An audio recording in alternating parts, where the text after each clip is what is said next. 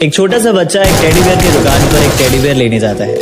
उस बच्चे के पास पैसे कम होते हैं तो दुकानदार उसे टेडी बियर देने से मना कर देता है। वो बच्चा बार बार गुजारिश करता है कि अंकल प्लीज ये टेडी बियर मुझे दे दीजिए, मैं बाद में आपके पैसे दे दूंगा, लेकिन दुकानदार उसे टेडी बियर नहीं देता। ये सिलसिला काफी देर तक चलता रहा। थोड़ी देर बाद एक व्यक्ति उधर से गुजर कर जाता है और उस बच्चे को गिड़गिड़ाते हुए देखकर उस बच्चे के पास आता है और उस दुकानदार को पूरे पैसे देकर उसे टेडी बियर दिला देता है और उस बच्चे से पूछता है कि बेटा तुम ये टेडी बियर किसके लिए ले रहे हो। उस बच्चे ने कहा कि अंकल ये टेडी बियर मैं अपनी बहन के लिए ले रहा हूँ। तो उस व्यक्ति ने कहा कि बेटा तुम्हारी बहन कहाँ रहती है। उस बच्चे ने फिर से कहा कि अंकल मेरी बहन भगवान के पास चली गई। ये सुनने के बाद वो व्यक्ति बहुत शांत सा हो गया और उसने थोड़ी देर बाद कहा कि अच्छा चलो बेटा मैं तुम्हें तुम्हारे घर छोड़ देता हूँ। तो उस बच्चे ने कहा कि अंकल मुझे घर नहीं जाना, मुझे हॉस्पिटल जाना है। उस व्यक्ति ने पूछा बेटा हॉस्पिटल क्यों।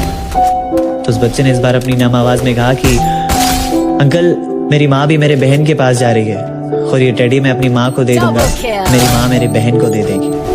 अर्थात अगर ऊपर वाले ने आपके माँ और आपकी बहन को सुरक्षित और सही सलामत रखा है तो उनकी कद्र करना सीखो। वो कहते हैं ना पहले रोजा रखो ना पहले उपवास रखो, सबसे पहले अपने दिल में अपने माँ और अपनी बहन को पास रखो। शुक्रिया।